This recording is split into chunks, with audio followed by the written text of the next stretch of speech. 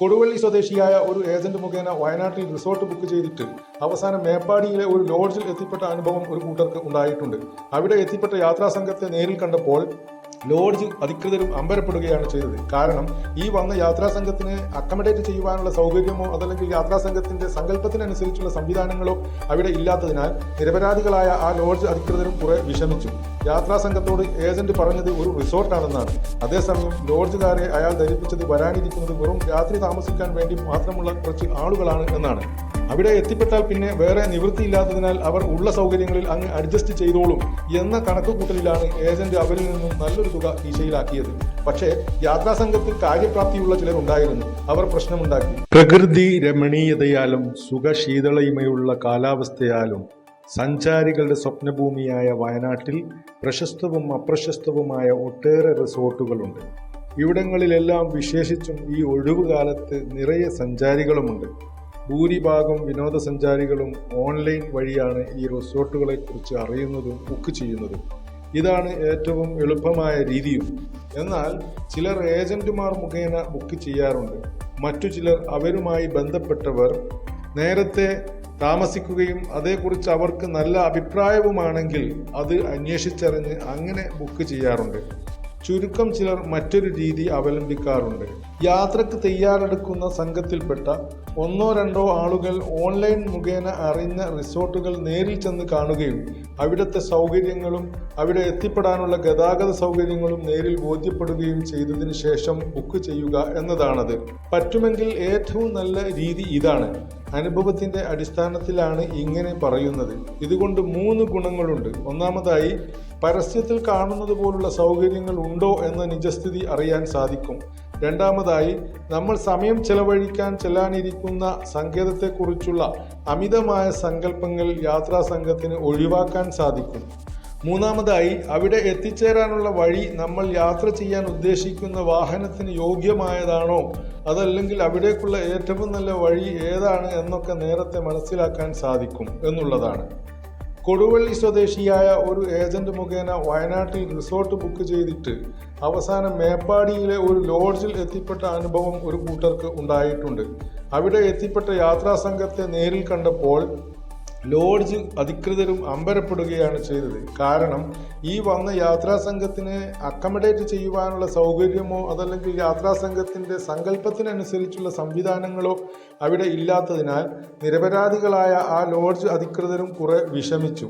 യാത്രാ സംഘത്തോട് ഏജന്റ് പറഞ്ഞത് ഒരു റിസോർട്ടാണെന്നാണ്. അതേസമയം ലോഡ്ജുകാരെ അയാൾ ധരിപ്പിച്ചത് വരാനിരിക്കുന്നത് വെറും രാത്രി താമസിക്കാൻ വേണ്ടി മാത്രമുള്ള കുറച്ച് ആളുകളാണ് എന്നാണ്. അവിടെ എത്തിപ്പെട്ടാൽ പിന്നെ വേറെ നിവൃത്തിയില്ലാത്തതിനാൽ അവർ ഉള്ള സൗകര്യങ്ങളിൽ അങ്ങ് അഡ്ജസ്റ്റ് ചെയ്തോളും എന്ന കണക്കുകൂട്ടലിലാണ് ഏജന്റ് അവരിൽ നിന്നും നല്ലൊരു തുക കീശയിലാക്കിയത്. പക്ഷേ യാത്രാ സംഘത്തിൽ കാര്യപ്രാപ്തിയുള്ള ചിലരുണ്ടായിരുന്നു. അവർ പ്രശ്നമുണ്ടാക്കി. അവരുടെ വികാരം ഉൾക്കൊണ്ട് ലോഡ്ജ് മാനേജർ ഏജന്റിൽ നിന്നും അയാൾക്ക് കിട്ടിയ തുക തിരിച്ചു നൽകി. അവർ മറ്റാരോ മുഖേന വേറെ ഒരു റിസോർട്ട് തരപ്പെടുത്തുകയും അവിടേക്ക് മാറുകയും ചെയ്തു. എന്നാൽ ഏജന്റിന് ആദ്യം കൊടുത്തതിൽ നിന്നും അയാൾ കമ്മീഷനായി മുൻകൂറായി കൈപ്പറ്റിയ തുക തിരിച്ചു കിട്ടിയതുമില്ല. അത് അവർക്ക് നഷ്ടമായി. മറ്റൊരു ഗ്രൂപ്പിനുണ്ടായ അനുഭവം പറയാം. അവർ ഓൺലൈനായി കൽപ്പറ്റ മുട്ടിൽ കാരാപ്പുഴ റൂട്ടിലുള്ള ഒരു റിസോർട്ട് ബുക്ക് ചെയ്തതായിരുന്നു. ആ റിസോർട്ടിലേക്കുള്ള യഥാർത്ഥ വഴിയിൽ റോഡ് പണിയായതുകൊണ്ട് മറ്റൊരു വഴിക്ക് ബസ്സുമായി പോകേണ്ടി വന്നു. ആ വഴിയാണെങ്കിൽ ഗൂഗിൾ മാപ്പിൽ കിട്ടുന്നുമില്ല. അവരുടെ ബസ് പോകുന്ന വഴിക്ക് മുമ്പ് വാഹനങ്ങൾ അവിടേക്ക് പോയിട്ടില്ലാത്തതിനാൽ വഴി അരികിലുള്ളവരോട് ചോദിച്ചിട്ട് റിസോർട്ട് എവിടെയെന്ന് ആർക്കും മനസ്സിലാകുന്നുമില്ല. അവർ വിചാരിച്ചിരുന്നത് റിസോർട്ടിന്റെ ഒരു പരിധി അടുത്തുവരെ വാഹനം എത്തിക്കഴിഞ്ഞാൽ പിന്നെ റിസോർട്ടിൽ നിന്നും ആരെങ്കിലും ബൈക്കുമായി വന്ന് അവർക്ക് വഴികാട്ടുമെന്നാണ്. അങ്ങനെ റിസോർട്ടുകാർ ചെയ്യാറുണ്ടെന്ന് അവർ കേട്ടിട്ടുമുണ്ട്. എന്നാൽ ഇവിടെ അതുണ്ടായില്ല. എതിരെ വരുന്ന വാഹനങ്ങൾക്ക് സൈഡ് കൊടുക്കാൻ പോലും വീതിയില്ലാത്ത റോഡ്. വഴിതെറ്റിയ കാരണത്താൽ ആ റോഡിൽ നിന്നും യു ടേൺ അടിക്കണം. അതിൻ്റെ ഒരു പ്രയാസം ചില്ലറയല്ലല്ലോ. അതും ഒരു തവണയല്ല, ഒന്നിലധികം തവണ. യാത്രയിലുള്ള ഇത്തരം ദുരനുഭവങ്ങൾ ഡ്രൈവറെ മാത്രമല്ല മുഷിപ്പിക്കുക, യാത്രാ സംഘത്തിൻ്റെയും ആവേശം അണഞ്ഞു പോകും. പിന്നെ റിസോർട്ടിൽ എന്തൊക്കെ ഉണ്ടെങ്കിലും ഒരു നെഗറ്റീവ് മൂഡിലായിരിക്കും സംഘാംഗങ്ങൾ അതൊക്കെ വീക്ഷിക്കുക. ഇവിടെയും സംഭവിച്ചത് അതാണ്. റിസോർട്ടിൽ സ്വിമ്മിംഗ് പൂളും കുട്ടികൾക്ക് കളിക്കാനുള്ള അത്യാവശ്യം കാര്യങ്ങളും നല്ല ബെഡ്റൂമുകളും ഒക്കെയുണ്ട്. വൃത്തിയും വെടിപ്പും അതുമുണ്ട്. പറഞ്ഞിട്ട് എന്ത് കാര്യം? വിനോദയാത്രികരെ റിസോർട്ട് അധികൃതർക്ക് വേണ്ടത്ര സന്തോഷിപ്പിക്കാനായില്ല.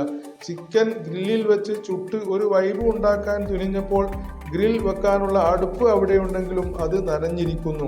മഴ പെയ്തപ്പോൾ അത് മൂടിയിട്ടില്ല. അങ്ങനെ ആ ശ്രമം വിഫലമായി. പിന്നെ സന്ധ്യാസമയത്ത് കുറച്ച് പാട്ടുകൾ പാടി രസിക്കാം എന്ന് ആലോചിച്ചപ്പോൾ അവിടെയുള്ളത് ചെറിയ ടേപ്പ് റിക്കോർഡർ രൂപത്തിലുള്ള ഒരു സൗണ്ട് സിസ്റ്റമാണ്. അതിൻ്റെ മൈക്കിൻ്റെ കേബിൾ തകരാറിലുമാണ്. കറണ്ട് ചാർജ് ഒട്ടും നിൽക്കുന്നുമില്ല. ചുരുക്കി പറഞ്ഞാൽ അതും ഉപേക്ഷിക്കേണ്ടി വന്നു. നിരാശ തന്നെ ഫലം. ഒരു വർഷത്തെ ആഗ്രഹത്തിനൊടുവിൽ ആറ്റുനോറ്റ് ഒരു റിസോർട്ടിലെത്തിയപ്പോൾ അതിനുള്ള പണമെല്ലാം മുടക്കിയിട്ടും ഉദ്ദിഷ്ട ലക്ഷ്യം സാധിച്ചില്ല. ആ ആഗ്രഹ സഫലീകരണം തിരിച്ചുപിടിക്കാൻ യാതൊരു മാർഗങ്ങളുമില്ല താനും. 10 പേർ പാർട്ണർഷിപ്പിൽ തുടങ്ങിയ സ്ഥാപനമാണത്രേ ഇത്.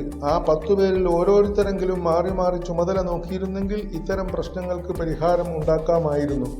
പണം മുടക്കി ലാഭം പ്രതീക്ഷിച്ചു കഴിയുന്ന ഉടമസ്ഥർക്കുള്ള ശുഷ്കാന്തി ശമ്പളം കൈപ്പറ്റാൻ മാസം തികയാൻ കാത്തിരിക്കുന്ന ജീവനക്കാർക്കുണ്ടാവുകയില്ലല്ലോ.